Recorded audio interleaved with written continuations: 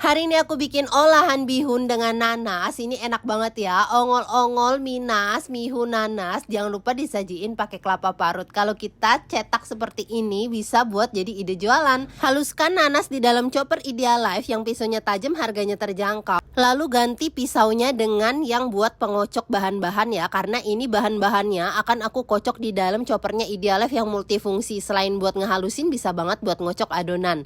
Kalau udah, kita tuangkan ke dalam bihun yang udah direbus, terus tuang ke dalam loyang. Lanjut kukus 30 menit. Aku pakai food steamer dari Idealife. Dia ini ada 3 susun ya, muatannya gede banget. Ini sekalian aku ngukus kelapanya juga. Terus dia low watt dan pemakaiannya gampang banget. Kelapanya cukup 10 menit aja kita angkat. Kalau adonan minasnya kita kukus 25 menit ya. Udah matang semuanya, kita angkat, dinginkan. Lalu kita potong-potong sesuai selera. Jadi deh minasnya ini siap disajikan dengan kelapa parut yang tadi.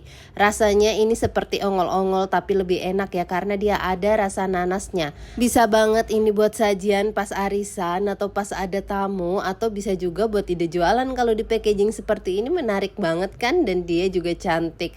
Yuk cobain bikin all cookware di video aku beli di Idealife ya. Kalian bisa cek IG-nya ataupun kalian bisa cek juga Shopee-nya.